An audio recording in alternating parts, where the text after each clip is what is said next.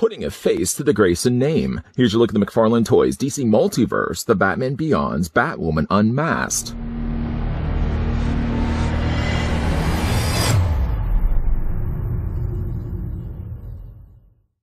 When Batman Terry McGinnis disappears after losing his memory and having his identity stolen by Falseface, Dick Grayson's daughter Elena tracks down the Batsuit and takes it for herself. Going against her father's wishes, she then becomes Neo-Gotham's newest superhero, but does her best to keep her identity a secret from him. Eventually, her father finds out, but it's too late. The city has a new protector, Batwoman.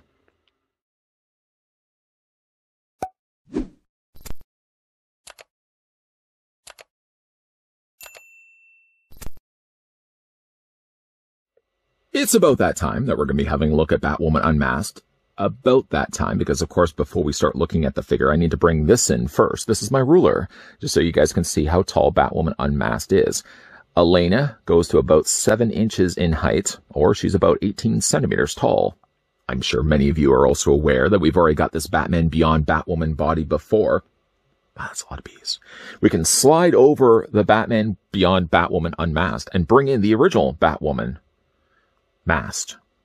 Same body, yes. This was actually, by the way, the one that came included with the Batman Futures End Wave that had a really cool Joker bot Build-A-Figure.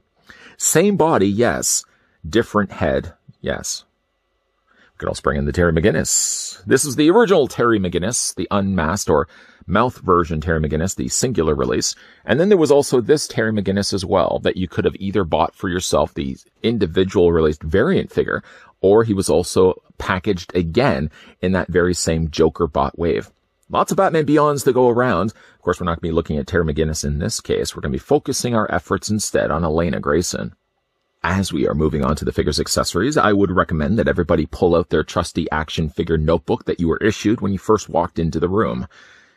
Everybody right now is what? We were supposed to get a notebook? You were supposed to get a notebook. It came with your complimentary iced tea. Anyways. Logging in the book for those that have it, the figure comes included with a trading card. Batwoman Unmasked is what it says, with a decent image of Elena, as you can see, posed in front of the moonlight. I went for a similar look until I fell off my house roof. It was very painful. You can see down below it does say it's from Batman Beyond, and then flip it around to the back. Real name is Elena Grayson. You can either pause this, read it for yourself, or if you find it's easier to digest if somebody does it for you, and so happens to be the same thing I read at the very beginning of this video. See, it's good to pay attention. The trading card, by the way, just so happens to be different from the one that we got, the original Batwoman. Although the read-up is the same down below, and the read-up, you'll also see, is the same on the back. I thought perhaps like the paragraph seemed a little bigger on this side, but looking word to word and matching it up, it seems to be identical. The pictures are definitely a lot better, though, and if I had the choice and somebody was twisting my arm, I probably would have to go with this one as my favorite of the two. This just seems so busy. It really draws attention away from the idea that the card is really supposed to be about Batwoman. This one at least tells you exactly who the character is about, just by that image alone. I'm going to move that to the side. The figure also comes included with some foot thrusters. Foot thrusters, dare you say? They are done in translucent yellow plastic that, as you can see, transitions nicely from yellow to orange to red, as you can see down below. Translucent plastic. These attach to the underfooting of the figure. The unfortunate thing about the figure is she does come included with a display stand. I thought I may have left something off. Yeah, the stand was over there. She comes included with the same display stand, yes, we've gotten before. Sizzled down below is the DC logo branding.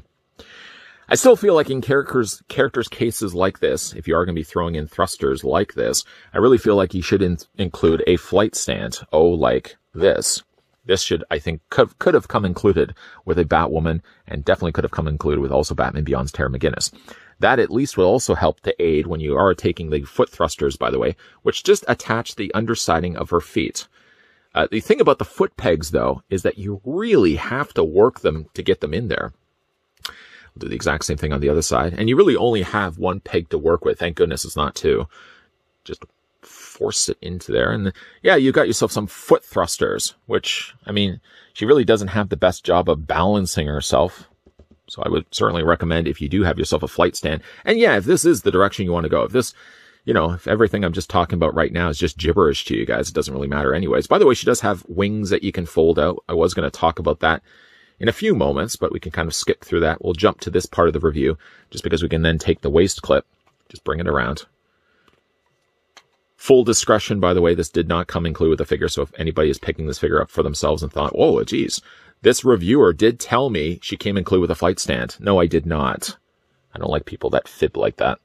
But yeah, she does come included. Well, she comes with the thrusters. She doesn't come with the flight stand. Flight stand, I think, would have been ever more beneficial for the figure. Anyways, this was all just to sell her on, just to sell the idea she comes with thrusters. I didn't really need to go to that extent, but it was just to show you. So she comes with those. Probably not going to use those. She also comes included with the wings, of course, which I've already now tipped my hat early by showing you guys how that works. I mean, it works the same way as the figures before. There's a peg, as you can see, sticks quite a far bit out from the back of her torso, and they're sort of overlapping one another. You just fold those out, fold out the other side, and then you got wings there that you can fold out in Batwoman. And then she does have these little parts of plastic that stick out from her elbow, her forearms, not on an elbow. And those little parts clip into, see there's a little opening right there. They sort of latch inside of that. You have to just line everything up and then sort of work that in there. You know, it's only really there to kind of keep things seamless. I guess it does technically give her forearm a job. I don't really think necessarily it needed to be there in the first place, but yeah, if you did want to attach it actually onto the cape, you can do that. And then she's got her arms attached to the cape. I mean, you could really have done the very same thing, just having their arms up like this. And it gets the same job done. I don't have to work as hard to do that. And it still replicates the exact same look. Let's hold those back up for the time being. The figure also comes included with a couple of, well, not talking about, I guess, her hands just yet. We're going to talk more about the hands in a second. Figure also comes included with a batarang. I don't think I have to draw your attention to the idea that, once again, the material that they're using is awfully thick. This batarang seems pretty thick, and I don't think it would throw very well. There would be a lot of weight behind it. It does fit into her hand. And segueing then onto the hands that she comes included with, she comes with a pair of closed fists, and she comes with a pair of gripping hands, which almost doesn't even seem like it's the same hand. If you look at them, I mean, the thumbs do seem bigger, though, doesn't it, on the gripping hand? And the figures seem like, if you were to take this and you collapsed it to this, I don't think I could sell anybody on the idea that these are, in fact, the same hands. This hand looks way too big to be this hand here. She comes with two of each, and at the beginning of this review, I've simply just cheated. Or took the liberty of removing these little tiny fists. Mitten shopping would be quite easy for her. She'd have to buy, like, child-sized mittens. And you just plug in the swappable hand, and now, instantly, you've got yourself a hand to hold the batarang. Although, again, the batarang is awfully thick, so you're going to have a problem of her actually holding it properly. I don't really know why the accessories have to be as thick as they are, but yeah, she does come with at least the hands bouncing for her to hold the batarang. Just not that great. And we can then move everything out of the way. Okay, so now that that's all covered off, when we look at the accessories that come included with the figure, once again, I'll bring back the original Batwoman so you can see the comparison between the two. Bodies, yes, the same. Paint seems also the same. Wings, if you look at the back and compare left to right, they seem also the samesies. One thing that is definitely different, though, is the head sculpts. And one thing that also came with the masked version that you see nowhere on the unmasked version of Batwoman is the additional red hair that sticks out the bottom of her cowl. Taking playbook pages from Yvonne Gregg, who would have played the original Batgirl in the 60s Batman. Always wore herself a wig. So the hair is a little bit different to mask her identity. Underneath the actual cowl is black locks, unlike the orange that we see here on the masked version. But yeah, that's the only thing that's really changing between the two figures. I'm not always sold on the idea, of buying into a figure that really just has a swappable head sculpt, because essentially it is really just the same figure when you look at the two. I mean, the thing I like about at least this figure, the one that sells this the most for me, is the fact that the head sculpt is really gorgeous on this one. Paint is a little on the pasty side, and she has a pale complexion to start off with, but I would say to its credit, the paint has been handled quite cleanly. I have what seems to be a little bit of speck of paint on the corner, but I could easily write that off as an eyelash. Like, the head sculpt is very nicely handled. You know, it generally seems to be the case, too, when we look at unmasked versions of these figures. Like, the unmasked head sculpts are really good. The one that we also got with the Red Hood Unmasked, a figure that I did look at here on this channel, shameless plug for that, was also an equally well done head sculpt underneath the cowl. I probably would maybe even lean more to the idea of maybe displaying this figure on my shelf more than I would display this one right here. It was a fine head sculpt, and I still think it's okay, but I prefer like the original OG Terry Mcginnis instead. This one, I do really like the look of this. The hair is sculpted well and short enough, too, that it's not going to hinder when it comes to the articulation of the figure. In fact, yeah, you can easily rotate the head all the way around and up and down and all that same stuff that goes along with a ball-jointed head. Body is going to be the same, so it's going to have, yeah, the same raised red logo there sticking out from her chest. I think that looks rather nicely. I like that in both the cases, and it was even something I'm sure I complimented on when we looked at this figure right here, that it wasn't just painted onto the body. It went the extra mile and actually did sculpt the logo where it stuck out from the rest of her torso. And this one replicates the exact same look. Belts, by the way, just before I draw that one away, belts are also identical, using the same nice silver paint, with the same matching red down below for the front of her buckle. The rest of the figure's body is pretty much just molded black plastic, but the molding is decently handled here. She does have the bigger shoulder pads here on the arms, which luckily, when it comes to the articulation of the figure that we'll talk more about in a second, when it comes to the shoulder plates, they're actually attached right here, and they're not attached right here. Sorry, try not to get my finger in the way of things. So when it comes to actually moving the arms, while you may think that that be a hindrance to the figure, is not the case at all. You can easily move her arms out like this to a full 90-degree angle bend. Speaking of the articulation, though, on Unmasked Batwoman, seeing as we were talking about after all anyways, starting first once again with that glorious-looking head sculpt. Let me know down below, if you can, what actress you think that looks like. I always like to have a little bit of fun and look at these masked portraits, unmasked portraits, and kind of ask you, the viewing audience, what do you guys think? Who do you think that resembles the most? Please let me know down below in the comment section. But anyways, for the articulation for the figure, the head rotates, yeah, all the way around. It hinges up only slightly, hinges more so down, and it also rocks back and forth. Is it maybe my own eyes playing tricks on me? Her neck seems very long. I mean, really, the neck was long when we looked at this initial figure, but I think because she already had the cowl in place, it sort of added to the sleekness of her design. I think now that you've now removed the cowl, I notice even more so now that her neck seems very long. Very long. The shoulders, as we've already talked about, won't get in the way of moving those arms at a 90-degree angle bend. You can then as well take the arms, rotate those also all the way around. She has a swivel in the bicep. Shoulder plates go along with the ride. She has a double hinge on the elbow, which is a nice touch, and the hands rotate all the way around.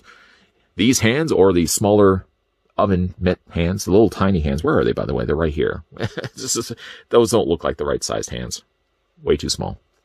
Figure does have an upper torso ball joint. Figure also has a lower torso ball joint right here. Legs split out, a nice ratcheted joint when you're doing this. Can you hear it? Once again, the gratuitous crotch shot of these figures. Bring the legs forward. Yeah, you can bring the legs back. She has a swivel at the top of the thigh, essentially where that's plugged into place. Figure has a double hinge on the knee. Figure has no articulation, what you might have thought was going to be there. She actually doesn't have any swiveling there, but she does have an ankle pivot. Back and forth this way, and also toe articulation. Somebody's right now asking the question, does she have problems with her feet? She does have problems with her feet. Thank you for reading the script. The initial figure that we looked at Batwoman, I'm just going to put this one down here for a second. I'm hoping that she's going to stand okay. All right. The initial figure, when we looked at Batwoman, she sort of has this weird sort of curl. See how it curls? It's not completely flat. You can't get the front of her toes completely flat, so you get a nice flat footing. Instead, it's flat here, and then it's rounded here. And I can't fix that at all. This Batwoman, unfortunately, because she is using the same mold, is going to be the same problem as well. Flat here, yeah, but then it sort of, well, you can see right there, the toe bends up, and doesn't seem to be any way at all to straighten that out. This figure, of the two, I seem to have a better time standing, an easier time standing. Although now saying that, she's never going to stand. Maybe she will. Hopefully she will. Well, if anything, when in doubt, just use the display stands. They're always there. I advertise them at the beginning of these reviews with the sizzling of the DC logo. Might as well just use it after all. That's going to be the route, I think, of displaying the figure. Whether or not I am going to use the flight stand, I have a couple of them already in my tickle trunk. She does have the foot thrusters, so of course, if you're going to be adding the foot thrusters to the bottom of her feet, you really can't use the display stand I've currently got right now. You will want to use yourself a flight stand, so it is crucial. If you've already picked up those other DC Multiverse figures and you have a couple of flight stands to work with, use that. and then you can have her displayed that way. But, you know, I got to say, though, I mean, moving this one over, and again, bringing in the original one that we had a look at, overlooking the problems with her feet, I actually think I like the unmasked version just a little bit more. If it was just regular Terry McGinnis, I probably would still stick to the OG look of having him with the mask on. But I gotta say, you know, with Batwoman here, the unmasked head sculpt is too pretty to not have on display. And of the two figures, I think I prefer it the most. For me, at least, when it comes to final looks of these figures in these reviews, I like to stick to the idea that if the figure comes included with those accessories, those are the accessories I'm going to use while the figure's spinning on the rotisserie. I don't think it's necessarily fair if you're going to be bringing in and reviewing a red hood to include swords and guns if the figure never included those in the first place. Unfortunately, though, with Batwoman Unmasked, I had to use a flight stand that wasn't packaged with the figure, but instead packaged with a Superman, because while it was nice that McFarlane Toys includes foot thrusters, you really need the flight stand in order to use the foot thrusters. And even when you attach those to the undersides of her feet, like I'm doing right now, the extra length that's required is longer than the actual neck of the flight stand, so I end up having to bend the knees ever slightly and even have the foot thrusters on a slight angle.